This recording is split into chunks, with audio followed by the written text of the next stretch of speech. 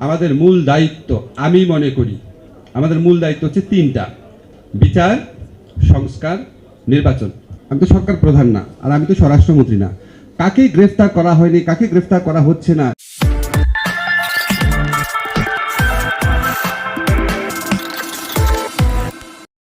পর্দার আড়ালে যে কাজগুলো করি সেগুলি একটু আপনাদের জানা প্রয়োজন। যেমন আপনারা দেখলেন শেখ হাসিনার বিরুদ্ধে একটা এক্সট্রাডিশন, তাকে প্রত্যর্পণের চিঠি, তাকে যেন প্রত্যর্পণ করা হোক।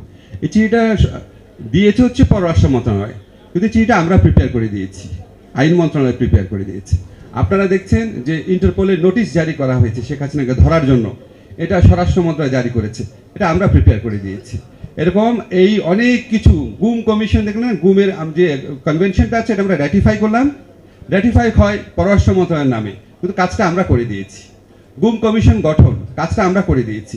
আমাদের এমন অনেক কিছু থাকে, আমরা যখন অন্যের কাজের জন্য সমালোচনা শুনি তখন আমরা নিজেরা আলাপ করি যে কত কাজ আমরা করছি অন্যের জন্য, সেটা কেউ বলে না, সেটাও একটু বলে ভাল লাগবে। গ্রেফতারগুলির ব্যাপারে আপনাদের একটু জানিয়ে রাখি, আমাদের স্বরাষ্ট্রমন্ত্রী আছেন, আমাদের স্বরাষ্ট্র মন্ত্রণালয়ের দায়িত্বে নিয়োজিত একজন প্রতিমন্ত্রী আছেন, আমাদের সিনিয়র একজন সচিব আছেন, আমাদের আইজিপি আছেন, আমাদের বিভিন্ন সংস্থার অনেক হেড আছেন।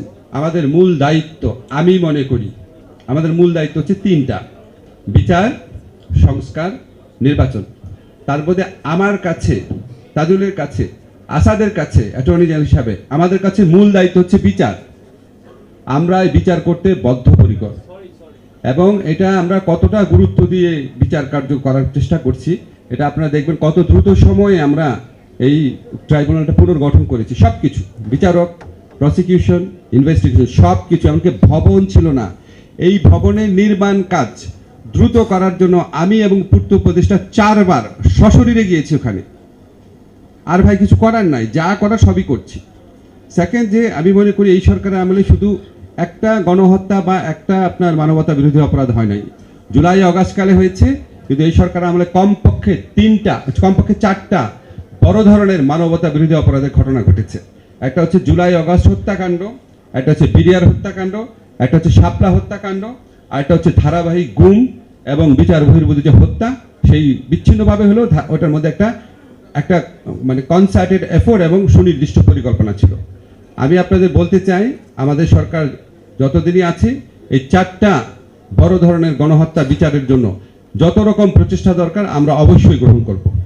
বিশেষ করে জুলাই গণহত্যার যে বিচারটা যেটা আমরা শুরু করেছি, তাজুল কারেক্টলি বলেছে, এটা আমরা বদ্ধপরিকর এবং আমরা আশা করছি এই বিচার, এখানে দেখলাম প্রস্তাবনা বলা হচ্ছে সামনের বছর বিজয় দিবসের আগে এই বিচার অন্তত বিচারিক আদালতে সম্পন্ন হবে। আমরা আগামী বিজয় দিবস গণহত্যাকারীদের শাস্তির রায় সেলিব্রেশনও করব এবং অন্যান্য সাকসেস উদযাপন করতে পারবো আশা করছি। এই সরকারের কাজের ক্ষেত্রে কয়েকটা চ্যালেঞ্জ আছে, আমি সরকারের ভিতরে থেকে আপনাদের বলছি। একটা চ্যালেঞ্জ হচ্ছে এক্সপেকটেশন ম্যানেজমেন্ট। এই সরকারে যে আসলাম বা আমরা যে ফ্যাসিস্ট শাসন আমলকে বিতরণ করলাম, আমরা কিসের জন্য করেছি? এটা নতুন রাষ্ট্র গঠনের জন্য। কিন্তু আমরা যত মানুষকে দেখি সব হচ্ছে দাবি দেওয়া ভিত্তিক, যে আমি পদোন্নতি বঞ্চিত হয়েছিলাম, আমার বেতন বঞ্চিত হয়েছিল, আমার খারাপ জায়গা বদলি করেছে, আমাকে এটা দেয় নাই, আমার বেতন বাড়াইতে হবে, আমাকে রাজস্ব খাতে নিতে হবে। সমস্ত কিছু হচ্ছে ব্যক্তি এবং গোষ্ঠীর দাবি দেওয়া কেন্দ্রিক।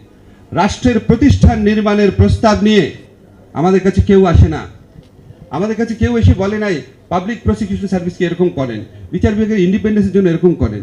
আমাদের কাছে তথ্য আপা থেকে শুরু করে সমস্ত আপা ভাইরা যারা আছেন সবাই হচ্ছে নিজেদের দাবি, ব্যক্তিগত দাবি। মন্ত্রণালয় 30% সময় অন্তত যায় ব্যক্তিগত নিয়ে এসেই সবিস্তারে বলা শুরু করেন আমি এই আমলে বঞ্চিত হয়েছি, এবং কত রকম যে বঞ্চিত।